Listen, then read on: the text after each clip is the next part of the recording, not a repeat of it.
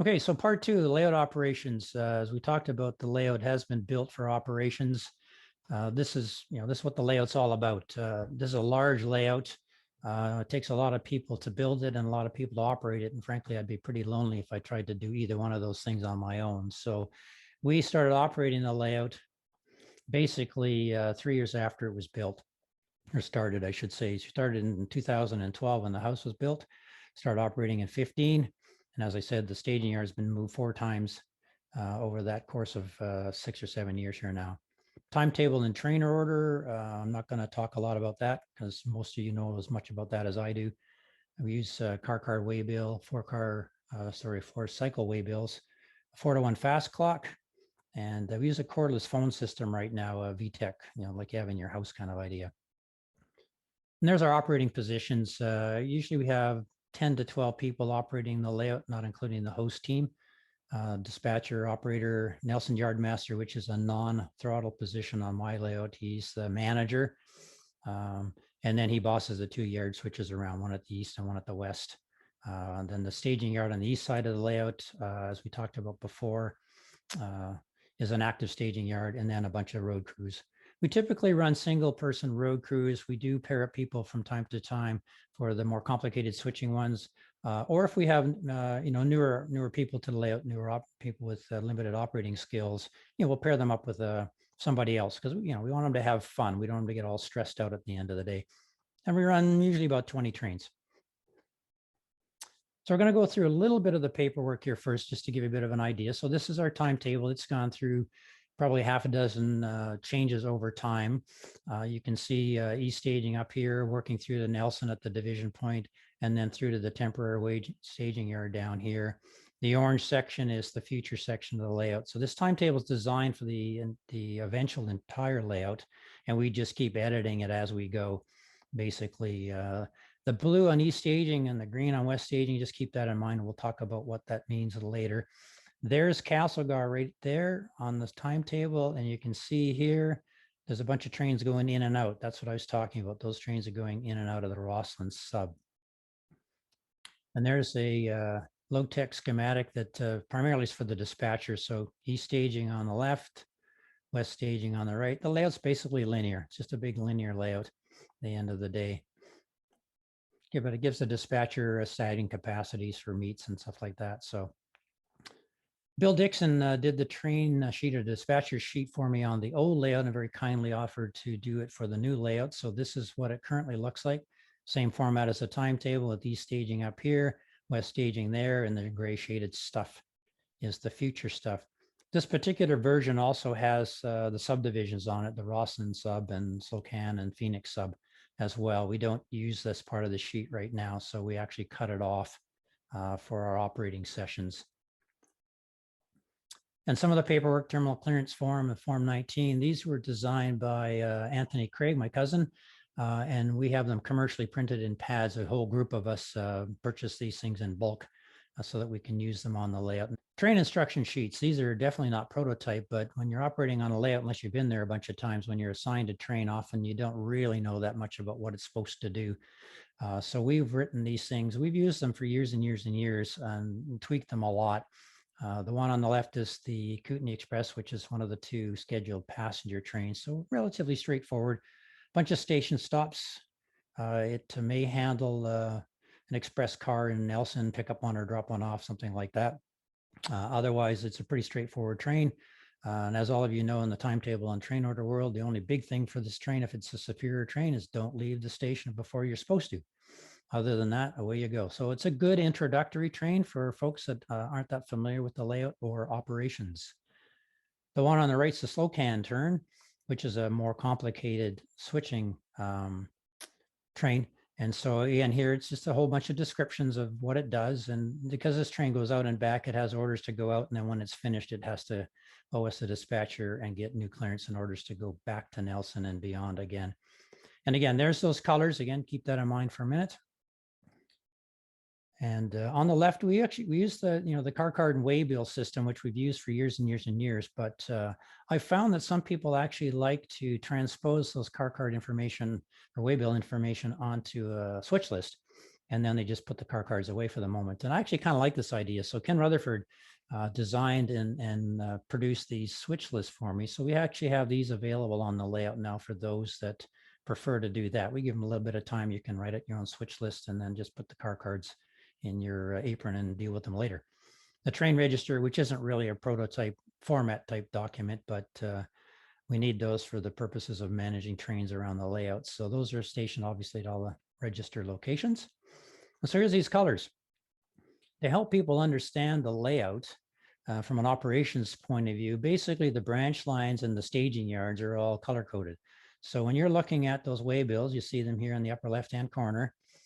Anything that's got a color highlight on it, like this one here with the pink, tells you right away that it's going to the Rosslyn sub, the trail staging yard. And similarly, the two at the bottom, east staging and the Slocan sub. So they help the operators understand where stuff is going on the layout and whether it's going to staging yards or it's going to branch lines. So it's actually been pretty handy. We developed this on the old layout and it actually worked really very well. So on the car cards now with my cousin Anthony help, we actually developed these color labels on the car cards now. So, and I know a lot of you probably do this as well. You know, the color of the label matches the color of the car and the font and the color of the lettering matches the car. So it's, again, it's a visual aid to really help you understand some of the stuff. And you know, anything you can do to help people understand the layout and what's going on, just is going to make it less stressful and more enjoyable from that point of view. So that in mind, I'm going to show you some photographs of an actual session. This was kind of depressing putting this together. This was the last operating session with a crew on the layout, Van Rail 2019 in September. So a year and a half ago, other than doing my solo op sessions a couple of times since then, the layout hasn't formally operated, although I played with it a bunch. But so I picked pictures out of this session to show you. So, you know, again, coming to this paperwork side of things, I build a train lineup ahead of every session. So this is done ahead of time. Because I host 3 sessions one day after another at Van Rail, I actually prepare 3 of these, one for each day. The first one is fully detailed. The other 2 are a little vaguer because I never quite know how it's going to end. So this is the Roadmasters version. This is mine. So it's the working document. It's got all the scribbles on it and the names and whatnot. There's those colors again you see there. So it's a visual aid, helps people understand where trains are coming from or going to on the layout. One of the things I've learned over the years of operating the layout is when you have a lot of trains to operate, sometimes you run most of them, sometimes you don't. And so what we were finding is if we were kind of working our way down the list, sometimes we wouldn't run a scheduled train properly. So what I did was I went back and broke the list of train lineup into 2 sections. So the top section of the priority ones, which are the schedule ones, and trains that I really want to have operate because they're moving stuff around the layout that needs to get moved. And then what I call the secondary trains on the bottom here are ones that we don't have to run. You know, so we run them as we can. And as you can see here on the right, we had only 4 of them run. A couple of these I might run between sessions, but they're not as critical. So that actually has really helped in the operating of the layout. Then I transpose that into 2 lineups, one for the Nelson Yard. Looks very similar. It talks a little bit about what they do with the trains. Because the yard masters really don't care about anything they don't see. So I condense the train lineup into what they see only. And then similarly, the staging yard, which is an active staging yard, has another one of these as well. So this is what the guy uses over there. And then at Van Rail, a couple of our friends down from the Bay Area convinced me that I should actually have an agent operator position on the layout because the dispatcher was doing that previously and got pretty stressful, as Renee will tell you, because he's done a lot of this on the layout. So we introduced this position. Al sat down with a piece of scratch paper and scratched out a record of train movement document that he had at his operator desk, and we kind of winged it from there. But it actually worked out really well. It's a good learning experience for me as the owner and host and for the crew as well. And then now there's an example of an actual completed train register at Nelson. So you see everything's all filled in here for the most part. You know, I go back and I audit them a bit just to see if anything's not recorded properly. And that's not to give anybody a rough time. It's actually because then I use this information, and I'll show you that in a minute, to create other documents. There's the completed dispatcher sheet for the session. So there's, I think, 19 trains on there altogether. So it's quite a bit wider than the one I saw you do in the original photograph. We actually print it wider because we found it wasn't big enough. for the trains we were running, but a pretty busy sheet, but they're pretty cool. So with that, I take all that information and I basically do a train graph for a string line. I've been doing this for years on the layout. I used to do it in the early years to try and understand the flow of trains and adjust the schedule a bit. Sometimes scheduled trains were too close together, things were bunching up. So I use this as a planning document in the earlier years. Now I use it more as a reflective document at the end of the day. The color coding on this doesn't mean anything, that it helps me understand, keeps the line separate visually. There's Castlegar. Remember, we talked about that before. There's the Castlegar junction point with the Rosslyn sub. So all these little arrows you see here are trains that are either coming into or going out of the boundary sub from the Rosslyn sub. So you can see there's 6 of them there altogether. So very, very busy area here on the layout from a train graph point of view. And then, of course, from Castlegar to the bottom of the train graph is basically the stuff that goes over the mountain. So not nearly as busy. And then I take that and I transpose that into a real high-tech sketch that shows what the road crews actually ran. And the reason I do this, and I've done this for a long time, is to help me get an understanding of how much time folks are spending on trains, and also that they're actually actively running trains. That's important to me as a host, is to make sure that, that the train crews, the road crews, are reasonably active on the layout, as active as they want to be. If they want to run trains one right after the other, they can. If they want to have a coffee break, they can do that too. But you really want these guys to, these folks, not guys, just women as well, to be active fairly quickly. So when you look at this thing, you can see here that, within the first 45 minutes, we got 3 trains out. And that's one of the objectives when we start operations, is to get throttles in hands and get the road crews out on the layout. I mean, as most of you know, when you go to these operating sessions, everybody's antsy and they want to get going. And so, if you can get a throttle in their hand and give them a train, even if it's something simple, then they just feel more comfortable. And then it gives you a bit of breathing room as the host, so you're not running around because people are tapping their toes and waiting for assignments. So it works fairly well. So I'm going to take you through a few photographs just to give you an idea. Most of these were taken at Van Rail in 2019. We have a pre-session here. We talk in this lounge first with myself, giving the orientation to the crew. Then we come into the train room and talk a bit more about some of the specifics of the actual layout itself. So we're actually standing at the entrance to the train room here. There's the gate right there with that little brace on it. And then we put paperwork around the layout, lots of visual aids. So, this is at Nelson, there's his train lineup and his timetable and the color coding and some other stuff like that. Down here in the lower left, there's the VTech cordless phone. And there's a schematic of the staging yard with track capacities. So people going in and out of there know what the capacity of the tracks are. And then here in the lower right is the workstation at Castlegar, the VTech phone again, the timetable there. There's the train register. We've got a couple of other little aids here, clips and things like that. So, some setup stuff for the layout. And then first and foremost, you can't have an operating session on TT and TO without a dispatcher, and now without an agent operator. So we get those folks set up. Typically, we actually pre-commit those positions ahead of time for most of the op sessions we have now. I recruit dispatchers to sit in those seats for the 2 tricks well ahead of the operating sessions. And quite often they'll actually arrive at the layout early to allow themselves some time to get things organized or pre-write some orders, that kind of stuff. So here we see Al Dahlman is doing the first trick on this particular session, assisted by Mark Simpson, one of my home crew guys. And then on the lower right here is Norm Skredding from Alberta, who's actually a retired CN dispatcher.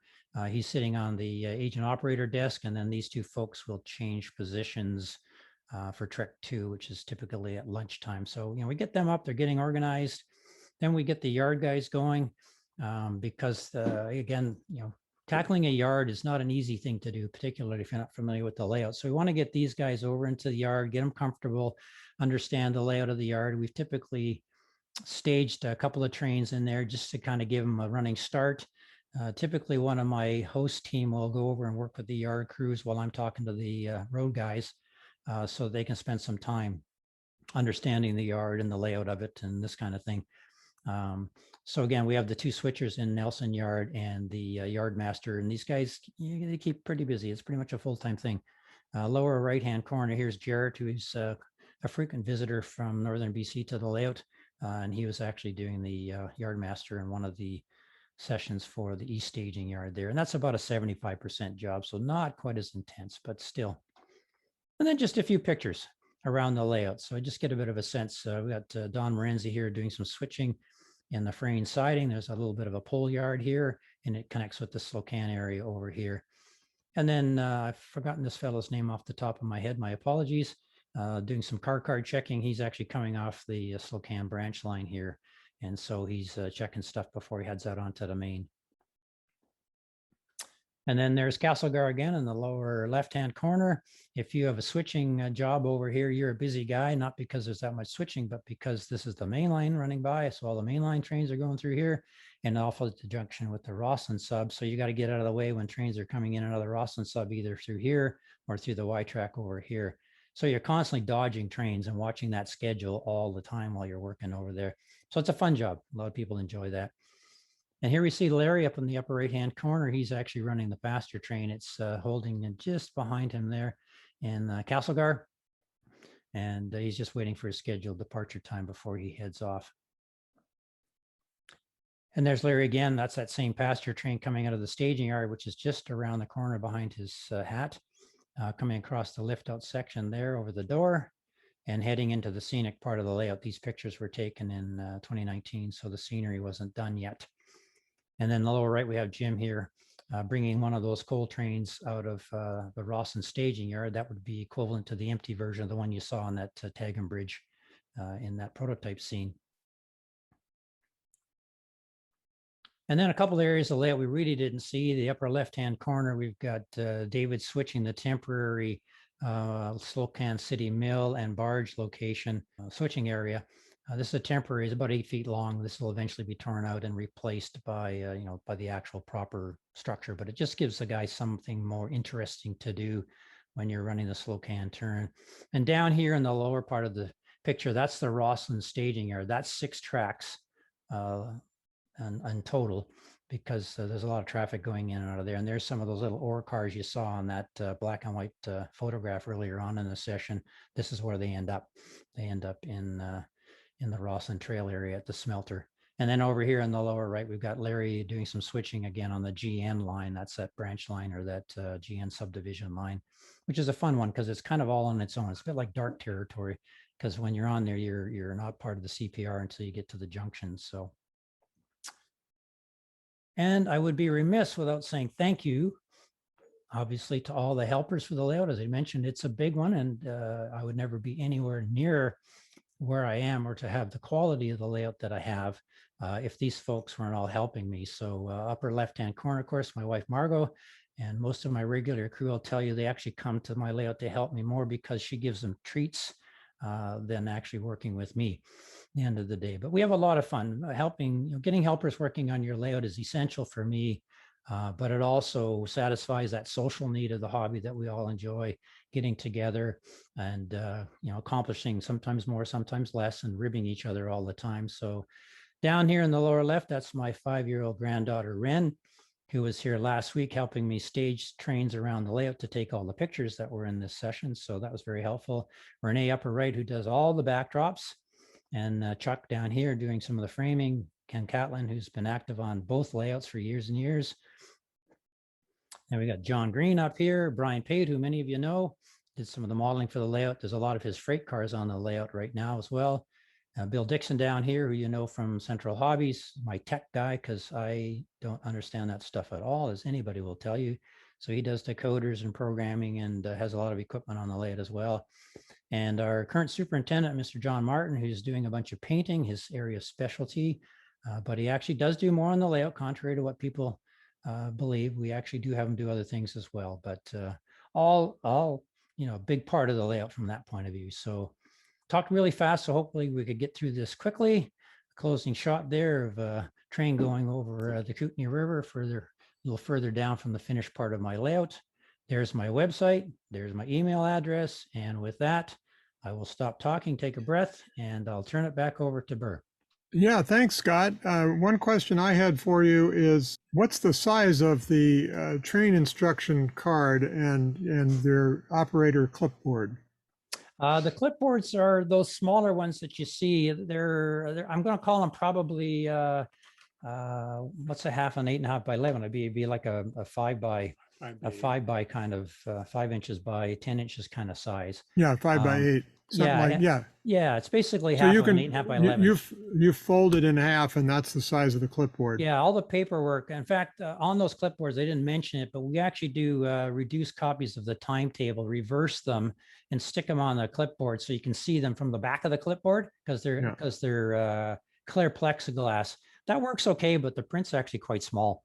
And so yeah. we're finding with the aging eyes, it doesn't work so well. Those train instruction sheets that you asked me, the little instruction ones, are smaller. They're typically about 3 inches wide and anywhere from 5 to 6 inches long. And they're laminated. So when they're printed with the colors and stuff, then I laminate them because they take a fair bit of wear and tear.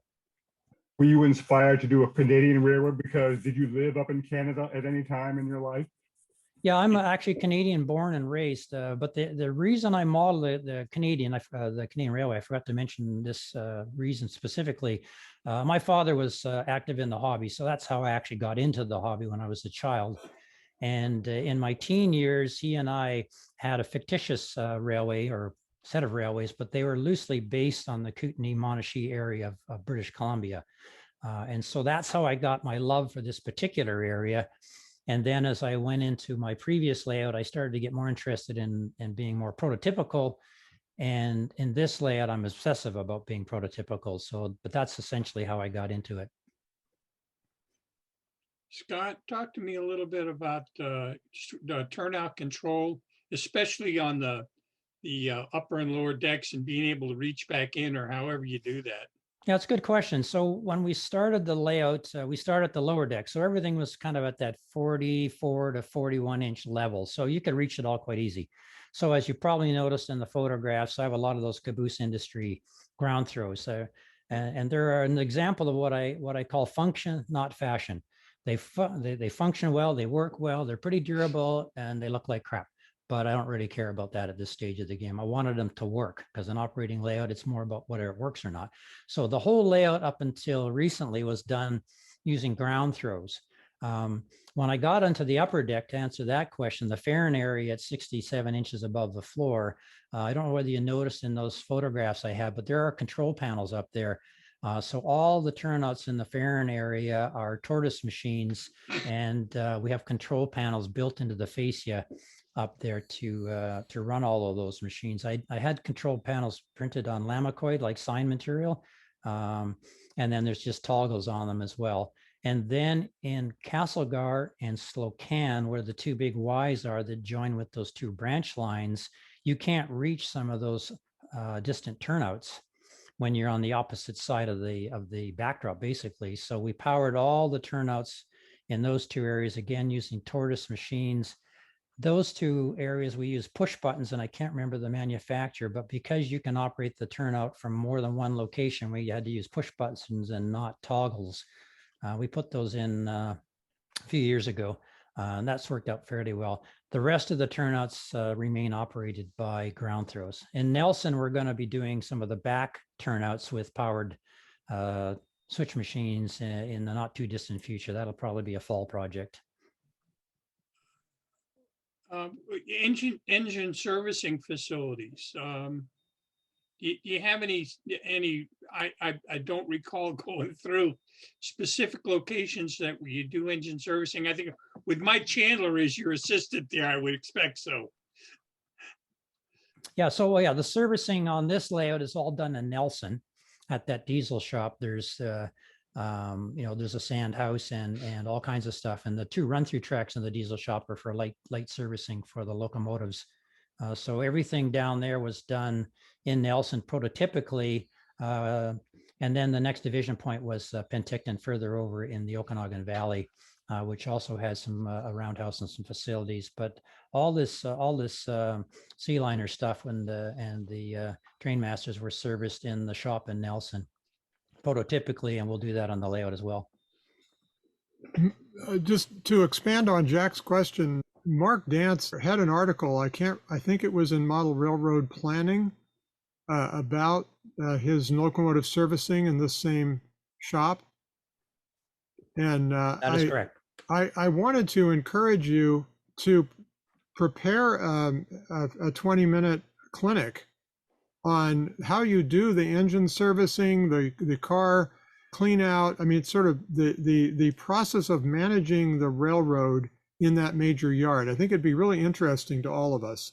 Sort of in the same vein as what Mark did with his little Little tabs on the car. tabs where he had every 15-minute, how long did it take to do different things in the locomotive servicing area. I just think that's an interesting emerging area of operations, is sort of the railroad side of it, not just moving cars, but maintaining the locomotives, cleaning out the cars, and that sort of thing would make a great clinic in the future. Oh, I agree. Not- There's that whole yard could be a clinic all on its own at some point in time. I guess that's what I'm asking you to do. Okay, but not for next month. No, you can have until 2024. Oh, gee, thanks. 20, yeah, something like that. That's for sure. Okay. Yeah. Yeah. No, I agree.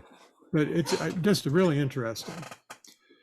How many sea liners do you have for that subdivision Hang on. Oh, you mean prototype or on my layout? on your layout? Hang on. I just want to make sure Margot's not listening. No, she's not there. I think I've probably, between the A's and the B's, I've probably got 18 of them.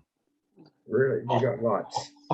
I have, And- there actually wasn't that many of them down there. The railway, they ran those things into the ground, right? Which is why the And you engineers have- hated them so much, because they got pretty shitty by the end of their life. But Yeah. I think I probably have enough sea liners to cover 3/4 of what the prototype actually had Yeah.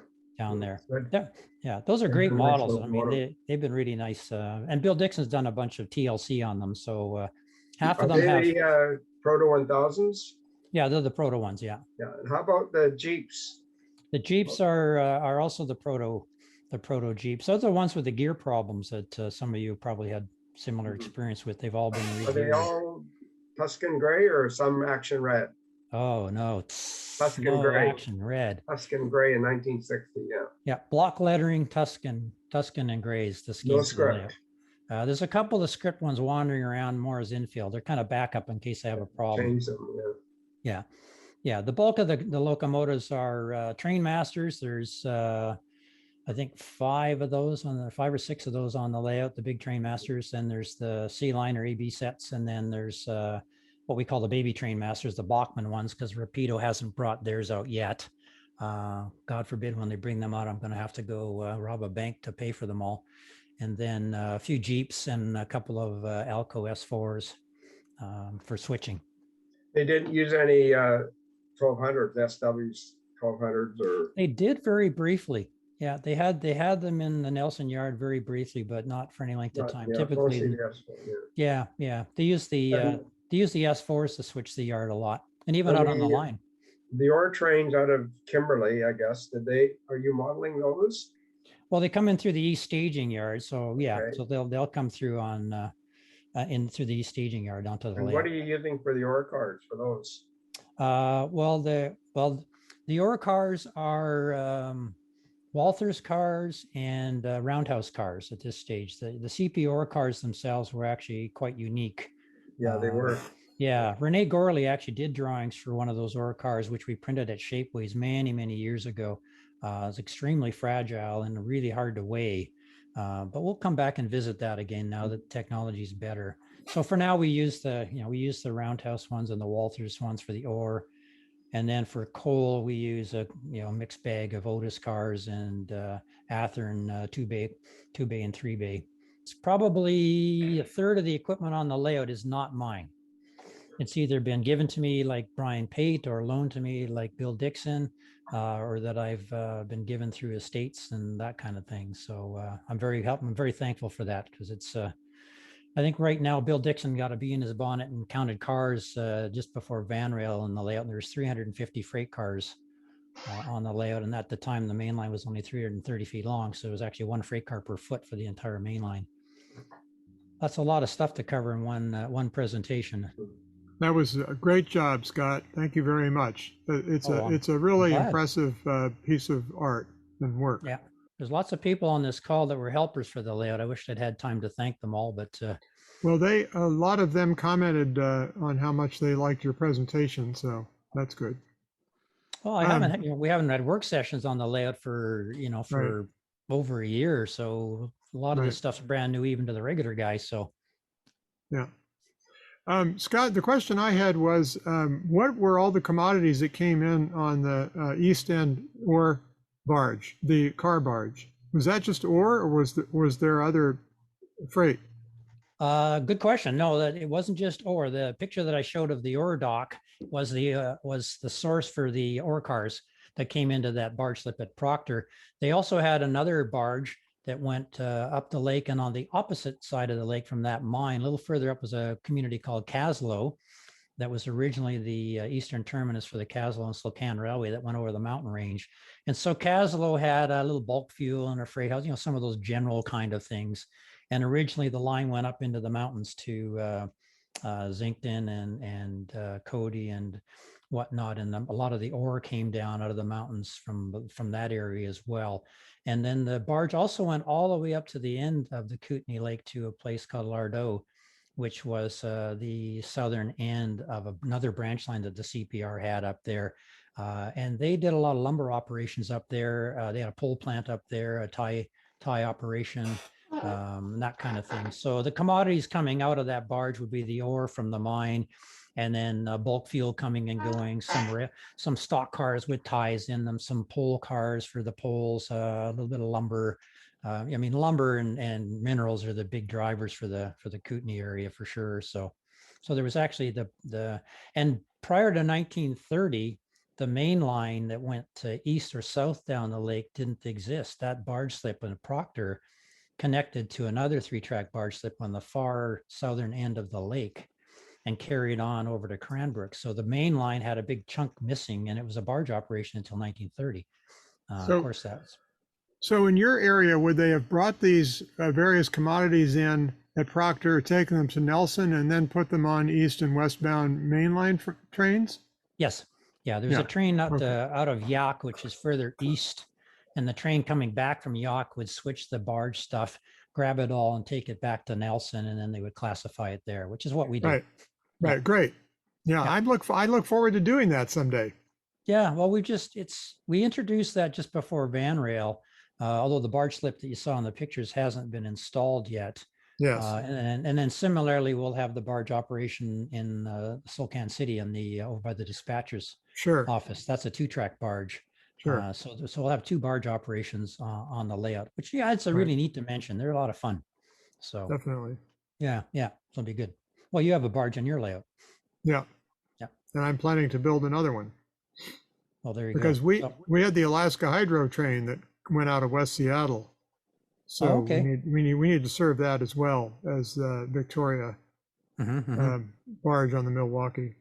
Yeah. Well, there, and the interior southeastern part of BC had a lot of barge operations, because back in the day when they built these railways, there was real track connecting to lakes, connecting to barges, connecting to more track connecting. There was barge operations all over the place in the southern part of the province, not just GN as well.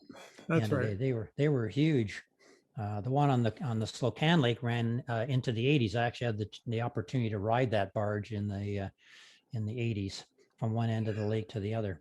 This boundary sub, is it part of the CP Transcontinental Main Line? No, it's a secondary main line. Okay. So I used to call it the southern main line because Right. they actually did use it as a bypass if they had problems on the main line, but it is more rugged than the main line. So it was a bit of a push to get big trains through there. And then of course the Coquihalla was abandoned in 1958, and that pretty much severed the southern main line and eventually just become a big branch line. So you wouldn't have the grain movements on there from No. Winnipeg and so forth. No. The commodities that ran on the line down there were all coal and ore, mineral stuff, and lumber. Lots and lots of lumber or lumber products. the end of the day. Poles. There was a lot of pole yards down there. They used to produce a lot of poles in the Kootenays and run them over to all the way over to Vancouver, actually, and into Alberta, because they had big trees back in those days. So yeah. Another question I have is what type of track do you use? The track on the layout is all flex track. It's micro engineering code 70, which to me just looked good because it kind of looks like an 85-pound rail, which is what it was. And the turnouts are all Shinahara, almost all Shinahara, or Walthers now, code 70 turnouts. And part of that decision was driven because when I demolished the old layout, we salvaged most of the track and all the turnouts, and I had a lot invested in that stuff. If I was doing a layout again, I would go with the 83 or 85 stuff because there's just a lot more available. Getting Shinahara code 70 turnouts is a bit of a challenge. Fortunately, we have most of the turnouts to finish the layout. I've been pre-buying them as we go. They're all modified for DCC. Ken Catlin developed a technique for modifying these turnouts so that they work for DCC. So they're hot all the time. They don't rely on the points for contact, so you don't get into that kind of a problem. And then they have dead frogs? Yeah, they got dead frogs. And it was one of those debates about, do we leave them dead or not leave them dead? They actually are all dead on the layout. And generally not been a problem because all my units are powered. The A's and the B's are powered, and we've got big locomotives. Those train masters are 3-axle trucks ×2. So we never have a situation where we stall out on the frogs. Basically, Thomas, the train that you saw on the layout has a keep alive in it because it dies on the frogs. Yeah. I just published a video yesterday. A friend brought over a Mantua 2662 logging locomotive, and it has 2 steam engines under one boiler, right? And so the left rail is picked up on one set of drivers, and the right and the other polarity is on the other set of drivers in the other engine. So it's essentially the equivalent of a short wheelbase 060. And the darn thing would stall on all my large turnouts because they've got long dead frogs. And that's the first time I've ever had an engine stall. I mean, because like you say, when you have when you have 8-wheel pickup, you don't have to worry about those frogs at all. Yeah. No, I have one steam engine on the layout that Brian Pate gave me, 3716, and it doesn't like the dead frogs. We make the gaps on the frogs a lot closer now. In the earlier generation turnouts, we cut them further out, so the dead part was too long. So we've actually tightened that up, and that really made a big difference now. So, but because I don't typically run steam engines on the layout, it's not problematic for me anyway. Keeping it operational and running the layout is #1 priority for me. So that's all the energy eventually is focused on operating the layout. The end of the day. So I agree, Scott. If it's not fun, there's no sense in doing this. Yeah. So that's we've been toying around whether we would add the next extension onto the layout, which would add another probably 75 feet and get us through Grand Forks and another junction with the Great Northern. And I've really shied away from that because I really want to pick up on more of the scenery and get some more some more maintenance work done, spend some time in the Nelson area and that Kootenay Forest Products Mill. There's a whole lot of projects I've left behind. And as you know, because I've had my structures thing for a while, I really enjoy structures. Oh, yeah. And I kind of go through withdrawal when I don't get to build a structure every now and then. And everybody harasses me because Patrick's done all the buildings on my layout. So I can say, no, I built a bridge and a trestle. That Nelson Mill is going to be super cool. Yeah. Well, I'm looking forward to it. So it's, and Nelson itself has got some work to do in it as well. So, there's lots to do. So I think I'm just going to not do any more expansions on the layout and, just work on other projects. Scott, I appreciate it. I haven't built a structure in, 2 years. And the layout is sitting there waiting for me to stop playing with tools and start going back to model railroading. That's right. Yeah. Well, it's kind of like my definition of retirement. It's doing what you want when you want. So that's right. Yeah. Wait a minute. You're married. Yeah. Let's rephrase that. Doing what you want when you want, as long as it's okay with your boss. Well, that's true. Yeah. Fortunately, we have a good partnership. Margot is a very, very strong advocate of the hobby, and as a lot of you know, she has her own crafts and interests as well. So it works really well for us. Yeah. All right, So I'm thank- out of here. Oh, Thanks, Rick, Scott. Great Thanks, Rick. presentation. Yep. Really enjoyed that. Thanks, guys. When Yeah. when this COVID thing's over, looking forward to coming, seeing your layout again and doing another op session. Oh, definitely. Yeah. And I'm going to get Yep. over your way too. Yep, do All that. right. All right. Take it easy. See Okay, you guys. Thank, See ya. thank See you. y'all. Thank you to everyone for attending. Thank you, everybody, for watching. I work better under pressure, so it's good to agree to do stuff like this because then I actually get stuff done.